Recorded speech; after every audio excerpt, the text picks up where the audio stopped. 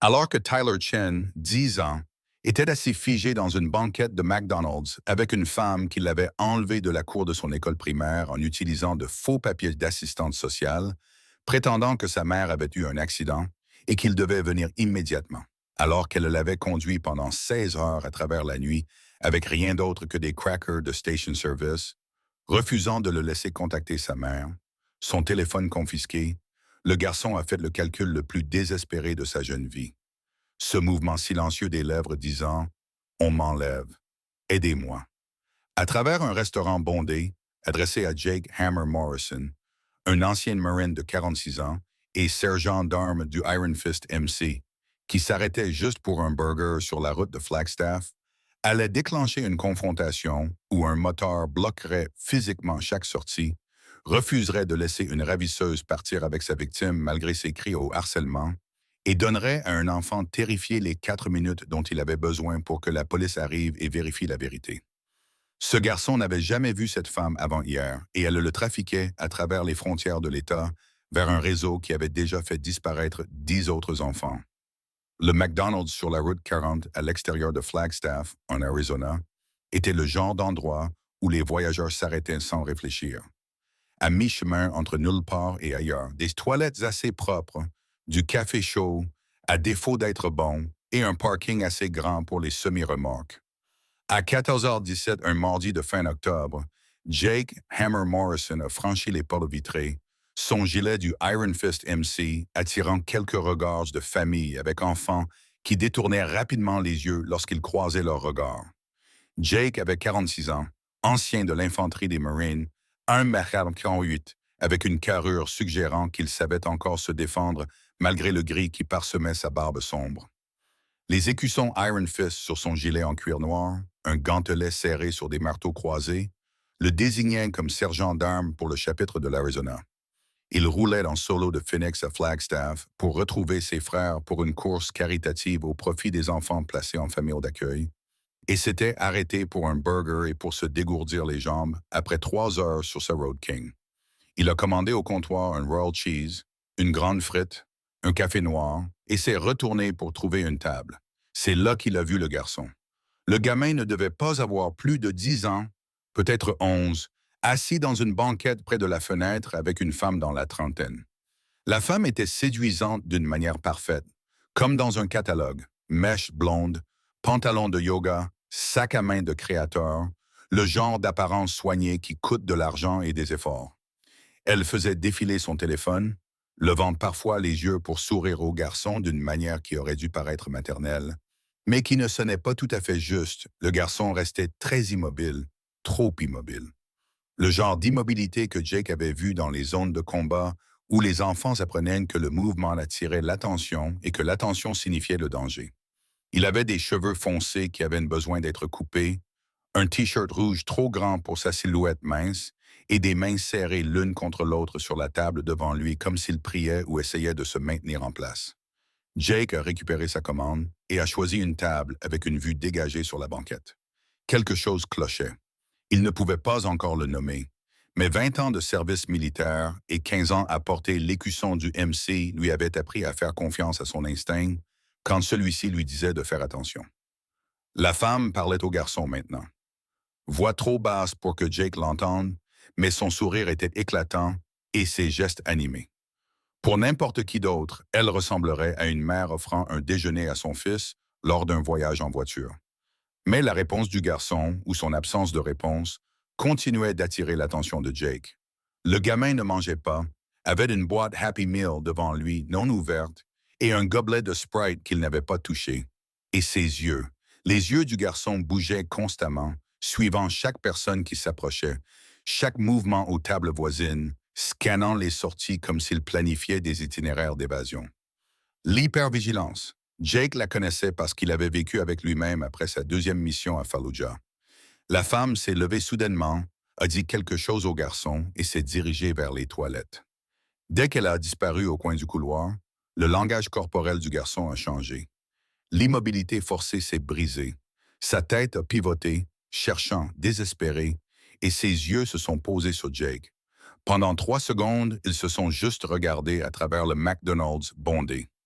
Jake a vu quelque chose dans ses yeux, une décision en train d'être prise, la terreur surmontée par un courage désespéré. Le garçon a jeté un coup d'œil vers le couloir des toilettes où la femme était allée, puis est revenu vers Jake. Son petit visage était pâle, la mâchoire serrée par la peur. Puis la bouche du garçon s'est ouverte. Aucun son n'est sorti. Il était trop loin, et le bruit ambiant du restaurant aurait avalé n'importe quelle voix. Mais Jake pouvait lire les mots se formant sur les lèvres du gamin, clairs et délibérés. On m'enlève. Le burger de Jake s'est arrêté à mi-chemin de sa bouche. Le garçon l'a répété plus lentement, s'assurant que Jake comprenait, des larmes coulant maintenant sur son petit visage, même s'il ne faisait aucun bruit. On m'enlève, aidez-moi. Les yeux du garçon ont de nouveau dardé vers le couloir des toilettes. La panique a traversé son visage. La femme allait revenir d'une seconde à l'autre. Il a regardé Jake une dernière fois, a mimé « s'il vous plaît », puis a forcé son corps à reprendre cette position trop immobile, essuyant rapidement son visage avec sa manche. Jake a posé son burger avec précaution, a sorti son téléphone et a composé le 911. Sa voix était calme, posée, la voix qu'il avait utilisée pour demander des frappes aériennes et coordonner des évacuations. Ici Jake Morrison. Je suis au McDonald's sur la route 40, borne kilométrique 337.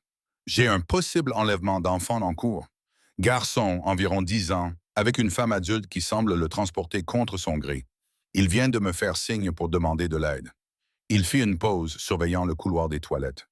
J'ai besoin de la police ici immédiatement, et j'ai besoin que vous les préveniez que je vais empêcher les sujets de partir jusqu'à l'arrivée des officiers. Je porte un gilet du Iron Fist MC. Dites-leur de ne pas me prendre pour la menace. La voix de l'opératrice du 911 était professionnelle mais urgente. Monsieur, pouvez-vous décrire la femme? Femme blanche, début de la trentaine, cheveux blonds avec des mèches, environ 1,68 m, portant un pantalon de yoga noir, un débardeur blanc, portant un grand sac à main en cuir marron, marque de créateur, à l'air aisé. Elle est actuellement aux toilettes. Le garçon est toujours à la table. Il a mimé « on m'enlève vers moi » quand elle est partie. Les officiers sont en route. Arrivée prévue dans 4 minutes. Monsieur, n'approchez pas et ne confrontez pas. Madame, avec tout le respect, je ne les laisse pas partir. Ce garçon m'a demandé de l'aide. Je vais m'assurer qu'il l'obtienne. Jake a mis fin à l'appel et s'est levé, se dirigeant vers la banquette où le garçon était assis.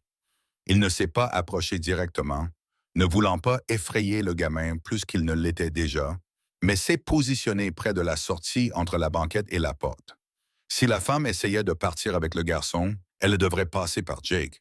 Le garçon l'a vu bouger, a vu où Jake s'était positionné, et quelque chose comme de l'espoir a vacillé sur son visage terrifié. La femme a émergé des toilettes 30 secondes plus tard. Elle retouchait son rouge à lèvres en marchant, regardant toujours son téléphone. L'image de la normalité décontractée. Quand elle a atteint la banquette, elle a souri au garçon. « Prête à y aller, chérie? Nous avons une longue route devant nous. » Le garçon n'a pas bougé. Le sourire de la femme s'est tendu juste légèrement, à peine perceptible à moins de guetter le signe. « Allez, Tyler, nous devons reprendre la route. » Tyler, c'était donc le nom du gamin. Jake l'a enregistré, observant l'interaction avec attention. La voix de la femme était toujours plaisante, mais il y avait une pointe d'agacement maintenant, quelque chose de cassant sous la performance maternelle. Tyler a regardé Jake, puis la femme, puis de nouveau Jake. Il tremblait. J'ai dit on y va. La main de la femme s'est déplacée vers le bras de Tyler, le saisissant juste au-dessus du coude. Le garçon a tressailli.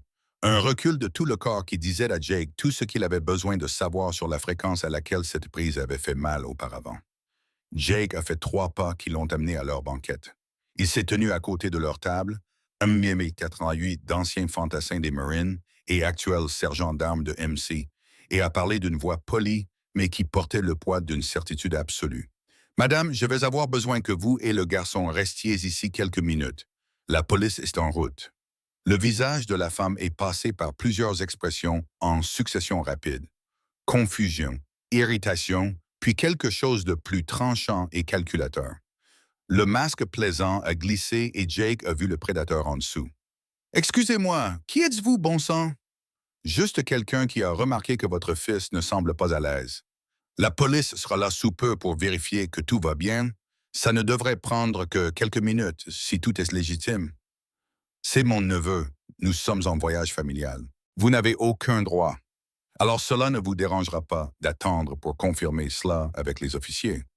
La voix de Jake était toujours calme, mais son langage corporel était clair. Il ne bougeait pas. Il ne les laissait pas partir. La femme s'est levée brusquement, agrippant toujours le bras de Tyler. Nous partons maintenant. Vous ne pouvez pas nous arrêter. C'est du harcèlement. Jake s'est mis dans l'allée, bloquant leur chemin vers la sortie.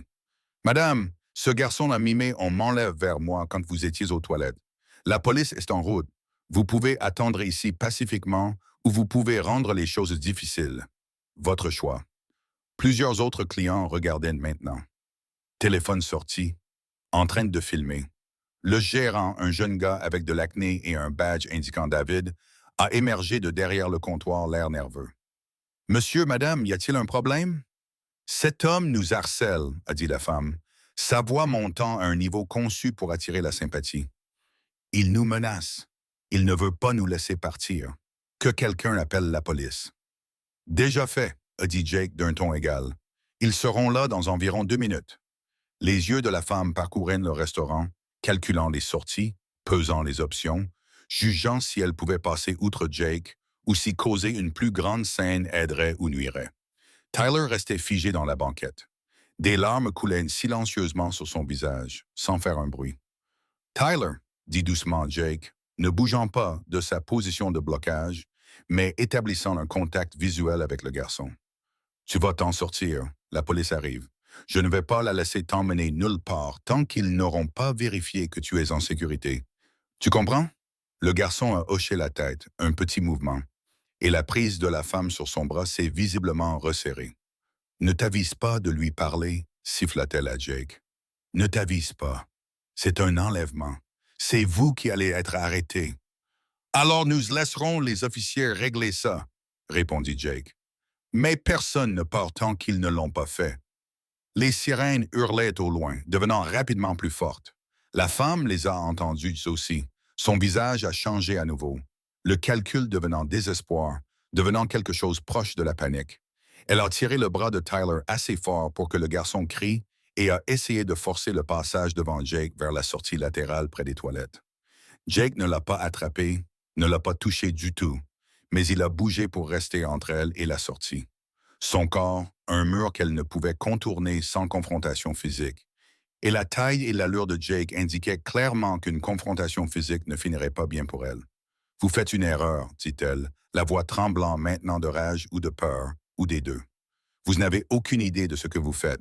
Il est à moi. C'est ma responsabilité. »« Alors prouvez-le à la police, » a dit Jake. « Montrez-leur vos papiers de tutelle. Montrez-leur une pièce d'identité qui correspond à la sienne. Montrez-leur n'importe quoi qui démontre que c'est légitime. Ça devrait être facile si c'est de vrai. » 2 voitures du shérif du comté de Coconino sont entrées dans le parking, gyrophares allumés.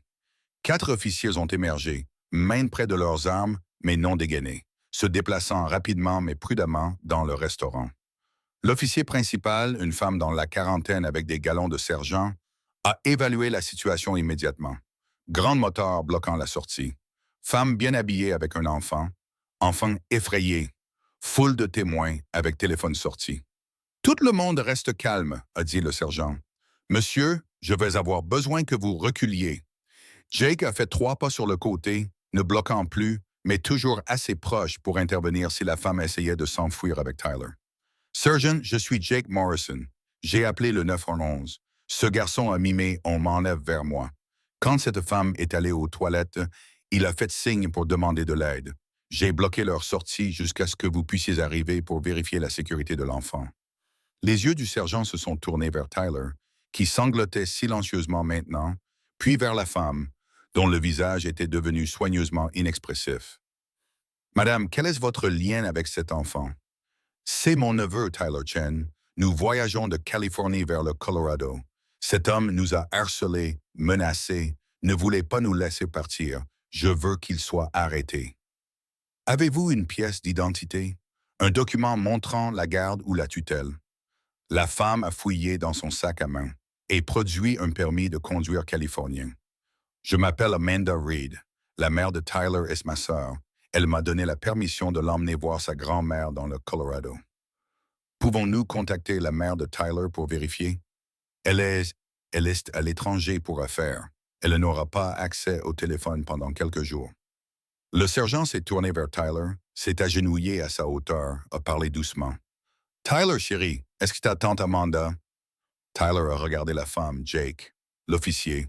Retour à la femme, le visage de la femme souriait, mais ses yeux contenaient un avertissement que Tyler reconnaissait clairement. Tyler, et dit Jake calmement, dis la vérité. Quoi qu'il arrive, ces officiers te garderont en sécurité. Dis-leur la vérité. La petite voix du garçon était à peine audible. Je ne la connais pas. Je ne l'ai jamais vue avant hier. Abonnez-vous à Bike Diaries si vous croyez que les vrais héros apparaissent dans des endroits inattendus. Commentez d'où vous regardez et partagez ceci avec quelqu'un qui a besoin de se rappeler que prêter attention aux enfants effrayés sauve des vies. L'attitude du sergent a changé instantanément. Madame, je vais avoir besoin que vous mettiez vos mains dans le dos. C'est ridicule. Il ment. Les enfants mentent. Il a juste peur parce qu'il ne vous connaît pas. Et ce moteur le terrorise. Madame, main dans le dos maintenant. Deux officiers se sont avancés et Amanda Reed a été menottée pendant qu'elle criait à propos de procès et d'arrestations abusives et comment elle allait détruire tous les gens impliqués. Le sergent a appelé par radio les services de protection de l'enfance pendant qu'un autre officier commençait à interroger doucement Tyler. Tyler, peux-tu me dire ton nom complet? Tyler Chen. D'où viens-tu, Tyler? San Diego, Californie. Comment as-tu rencontré cet homme? La voix de Tyler tremblait. Elle est venue à mon école hier pendant la récréation. Elle a dit qu'elle était assistante sociale et que ma maman avait eu un accident et que je devais venir avec elle tout de suite. Elle m'a montré un badge. J'ai eu peur pour ma maman et je suis parti avec elle. On a roulé toute la nuit.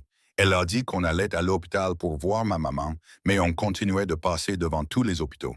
Quand j'ai demandé quand on arriverait, elle a dit que si je demandais encore, elle me ferait mal. Le visage de l'officier était sombre. « As-tu mangé? » Elle m'a donné des crackers d'une station-service hier soir. Rien depuis. Elle a dit qu'on mangerait quand on arriverait là où on allait. Où alliez-vous? Je ne sais pas. Elle ne voulait pas me le dire. Elle continuait juste de dire que ça irait, que je rencontrerais des gens gentils qui prendraient soin de moi. Mais quand j'ai demandé si je pouvais appeler ma maman, elle a dit non, et elle a pris mon téléphone. Et quand on s'est arrêté ici, j'ai su que c'était peut-être ma seule chance. Je l'ai vu. Tyler a pointé Jake, et il avait l'air fort, et j'ai pensé qu'il pourrait peut-être l'arrêter. Alors quand elle est allée aux toilettes, j'ai essayé de lui dire. Le sergent s'est levé et a regardé Jake. « Monsieur Morrison, j'ai besoin de votre déposition. Mais je tiens à dire d'emblée, vous venez d'empêcher un enlèvement d'enfant. Probablement sauver la vie de ce garçon. » J'ai juste fait attention, a dit Jake. Le gamin a été assez courageux pour demander de l'aide. J'ai juste veillé à ce qu'il l'obtienne. Amanda Reed criait encore alors qu'elle était mise à l'arrière d'une voiture de police. Le gérant offrait les repas de tout le monde et s'excusait pour le dérangement. Les services sociaux étaient à 15 minutes. Tyler était assis dans une banquette avec une femme officier qui lui a acheté un vrai repas. 2 hamburgers, des frites, des tranches de pommes, du lait, et elle l'a regardé manger comme un enfant qui n'avait pas vu de nourriture depuis bien trop longtemps. Jake a fait sa déposition au sergent, détaillée, précise. Ce qu'il avait observé et quand, ce que Tyler avait communiqué, les réponses et le comportement de la femme. Le sergent prenait des notes soigneusement. Nous allons devoir contacter la vraie mère de Tyler, vérifier qu'elle n'est pas à l'étranger, vérifier qu'elle n'a pas autorisé cela. Mais je vais vous dire tout de suite, tout cela crie au trafic, femme sans lien légal avec l'enfant, traversant les frontières de l'État, destination vague, isolant l'enfant de toute communication, pas de nourriture. Nous avons déjà vu ce schéma. Qu'est-ce qui arrive à Tyler maintenant? Les services sociaux prennent de la garde temporairement pendant que nous localisons sa vraie famille. Si sa mère est à San Diego et va bien, il lui sera rendu dans les 24 à 48 heures. S'il est arrivé quelque chose à sa mère, nous aviserons. Jake a hoché la tête, a commencé à rassembler ses affaires.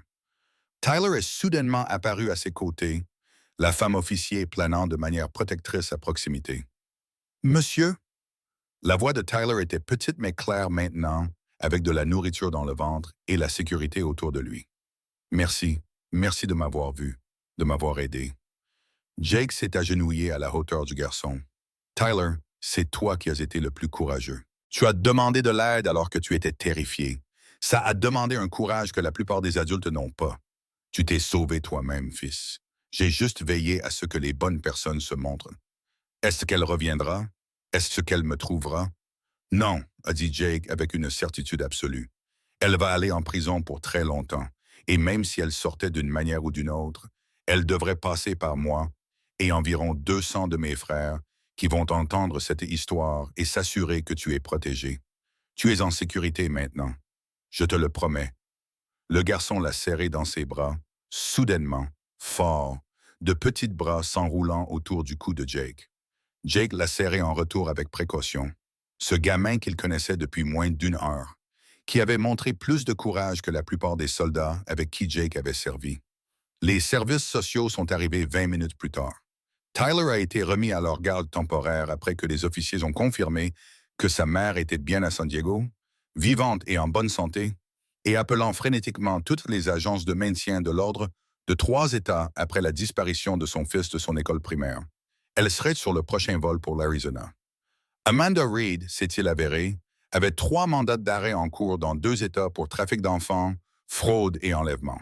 Elle opérait depuis au moins 6 ans, utilisant de faux papiers pour enlever des enfants dans des écoles, des parcs et des lieux publics, puis les transportant à travers les frontières de l'État pour les vendre à des réseaux de trafic.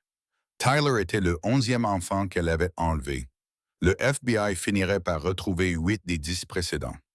2 n'ont jamais été retrouvés. L'histoire de Jake a fait les nouvelles locales, puis nationales. Un motard arrête un enlèvement d'enfants au McDonald's, titrait une photo de Jake dans son gilet debout à côté du sergent du shérif du comté de Coconino. Le Iron Fist MC a reçu des appels de parents les remerciant, de journalistes voulant des interviews, de gens qui voyaient soudainement les écussons différemment. Mais Jake a refusé la plupart des interviews. Il a donné une seule déclaration. Les gens pensent que les motards sont dangereux. Parfois, la chose dangereuse est exactement ce dont un enfant effrayé a besoin. Tyler a été assez courageux pour demander de l'aide. J'ai juste veillé à ce qu'il ne soit pas ignoré. Tyler est retourné à San Diego avec sa mère 3 jours plus tard. Jake a reçu une lettre d'elle une semaine après cela. Monsieur Morrison, il n'y a pas de mots adéquats pour vous remercier d'avoir sauvé la vie de mon fils. Tyler parle de vous constamment, de la façon dont vous l'avez vu quand il pensait être invisible, de la façon dont vous vous êtes interposé entre lui et le danger sans hésitation, de la façon dont vous avez tenu votre promesse qu'il était en sécurité. Il veut être comme vous quand il sera grand, quelqu'un qui protège les gens qui en ont besoin. Je lui ai dit que c'est la meilleure chose à laquelle on peut s'aspirer. Merci d'avoir été la personne dont mon fils avait besoin dans son moment le plus sombre. Vous me l'avez rendu. Vous m'avez rendu mon monde entier. Avec une gratitude éternelle, Jennifer Chen. Jake gardait cette lettre dans la poche de son gilet. La sortait parfois quand il roulait seul, quand la route s'étendait vite devant et derrière. Quand il se demandait si les écussons et la fraternité signifiaient quelque chose au-delà du cuir et du chrome. Cela signifiait que Tyler Chen a pu grandir, a pu rentrer chez sa mère, a pu avoir une vie au lieu de disparaître dans un réseau qui l'aurait détruit. Cela signifiait prêter attention, faire confiance à son instinct, agir quand les autres détournent le regard. Cela signifiait que parfois, le gars effrayant en cuir est exactement celui qu'un enfant terrifié a besoin de voir. Si vous avez déjà fait confiance à votre instinct quand quelque chose semblait clocher, si vous avez déjà pris la parole quand tout le monde restait silencieux, si vous croyez que prêter attention aux personnes vulnérables est de la responsabilité de tous, abonnez-vous à Bike Diaries et partagez cette histoire. Dites-nous dans les commentaires, êtes-vous déjà intervenu quand vous avez vu quelque chose de suspect? Avez-vous fait confiance à votre instinct concernant une situation qui ne semblait pas normale? Parce qu'en ce moment, quelque part, un autre enfant fait le calcul désespéré que Tyler a fait. Regardant autour d'un lieu public pour trouver quelqu'un, n'importe qui pourrait aider, se demandant s'il a le courage de signaler pour être secouru, espérant que quelqu'un le verra. Soyez la personne qui les voit. Soyez la personne qui ne détourne pas le regard. Soyez la personne qui se tient entre le danger et un enfant qui n'a personne d'autre. Jake Morrison n'a rien fait d'extraordinaire.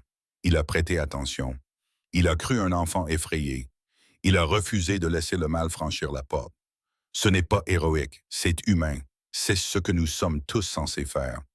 Le McDonald's sur la route 40 ressemble exactement à ce qu'il était cet après-midi d'octobre. Même banquette, même parking, même voyageur s'arrêtant pour des burgers et du café entre nulle part et ailleurs. Mais le gérant, David, garde une photo derrière le comptoir. Jake Morrison dans son gilet Iron Fist debout à côté de Tyler Chen, qui sourit et lève le pouce, prise la veille du retour de Tyler à San Diego. En dessous de l'écriture de Tyler. Merci de m'avoir vu. Parfois, c'est tout ce qu'il faut. Voir quelqu'un, le croire, refuser de le laisser disparaître. La mère de Tyler envoie une carte de Noël à Jake chaque année. Celle de cette année incluait une photo de Tyler à 12 ans, souriant, en bonne santé, épanoui, portant un T-shirt qui dit « Futur protecteur » sur la poitrine. Jake, là, sur son frigo, la regarde chaque matin avant de rouler, se rappelle pourquoi les écussons comptent, pourquoi la fraternité existe, pourquoi prêter attention n'est jamais un effort perdu. Parce qu'un garçon de 10 ans a mimé « On m'enlève » à travers un McDonald's bondé, et un motard a refusé de détourner le regard. C'est ça l'histoire. C'est ça la vérité. C'est ce qui arrive quand le courage rencontre le courage et qu'aucun des deux ne recule. Abonnez-vous à Bike Diaries pour plus d'histoires prouvant que les héros ne portent pas de cap. Parfois, ils portent du cuir, roulent un Harley et refusent de laisser les enfants effrayés être ignorés.